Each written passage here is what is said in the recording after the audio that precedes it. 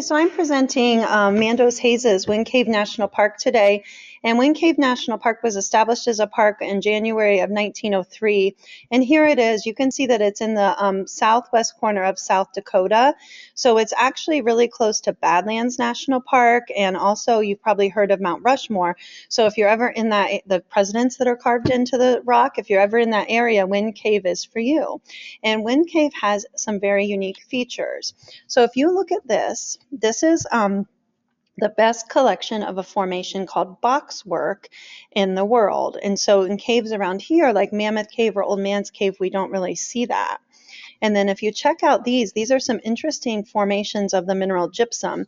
You can see within the cave these crystal formations called cave popcorn. And you don't eat it, of course, but mineral formations. And then here were some other landscape views where you can see the land on top. So it's not just the cave that's protected.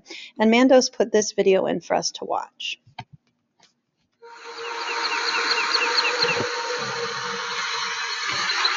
Grass in waves, rising and falling like the sea.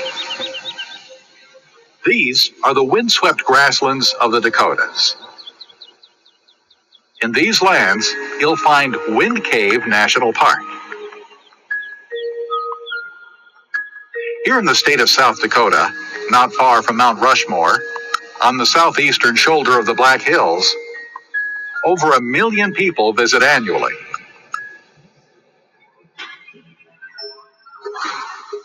Wind Cave National Park is a park with a distinct interior and an exterior that stretches for miles of sunlit prairie and of forests teeming with wildlife.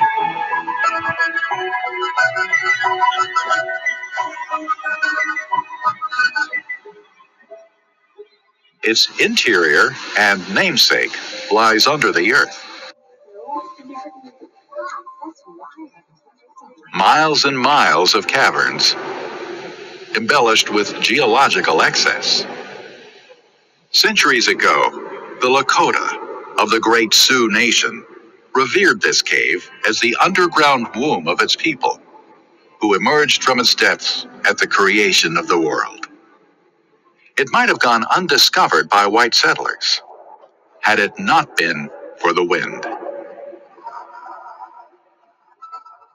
One day in 1881, the Bingham brothers, Tom and Jesse, while tracking a wounded deer, were distracted by a strange whistling sound, which seemed to be coming from out of the earth. They knelt down to investigate a strange blowhole when out blew a wind, blowing off one of their hats.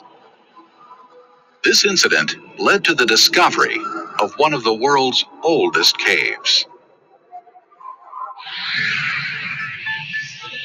Later, when it was discovered that the cave extended beyond the original hole, a 16-year-old named Alvin McDonald began exploring, discovering a maze-like underground chamber system, many with rare calcite formations that resemble delicate honeycombs called boxwork. Today, there are almost 120 miles of explored passageways.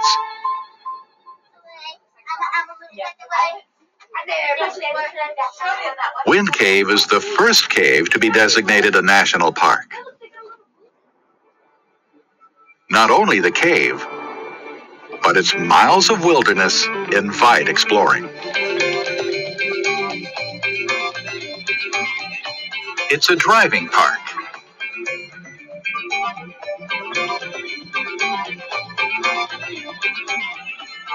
But visitors to the cave must remember, hold on to your hat.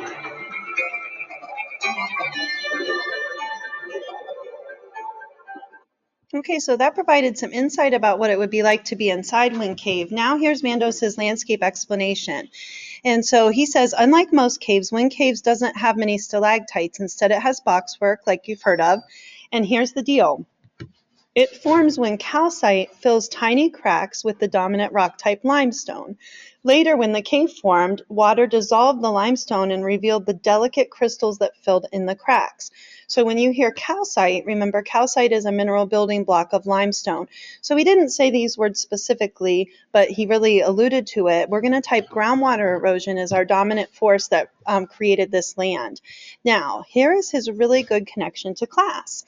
So his connection to class is the video we watched about the process of neutralization, a neutralization reaction.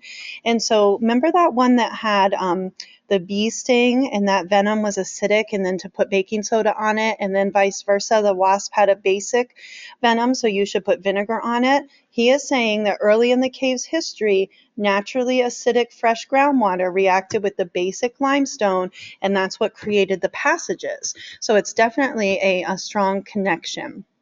Okay, so here are his attractions. First of all, the Garden of Eden tour. Check out, there's a guy right there to give you a sense of scale. And then the Rankin Ridge Trail is a hiking trail outside of it. But honestly, when you get pictures, you probably are just going to want to do, if you put Wind Cave National Park, you'll get the underground. And then this is the cave geology driving tour. So plant life here, you can see some cacti. It's pretty dry in this grassland. So this is a plains prickly pear cactus. You will also see occasional trees. This is a paper birch, but mostly you'll see grasses like this foxtail barley. Of course, we have the prairie dogs, right? This is close to the Badlands, so they're common there. His next animal is the burrowing owl. And finally, the bull snake. A current event that Mandos had. So this happened in January of just 2021. Local personnel from the national park reported a grass fire about 3:13 p.m. and about 1.3 acres was burned down, but the fire was contained. It's interesting, isn't it, that we keep seeing wildfires as a common issue in national parks. And then his personal reflection, and I agree with him on this. The most interesting thing I learned when I went there was about the box work because it's so unique. And if he went there, he would definitely go down under, tour the cave, and also hike some of its trails. So pause me if you need to open up your presentation chart, but let's go back and start typing. So our presenter was Mandos.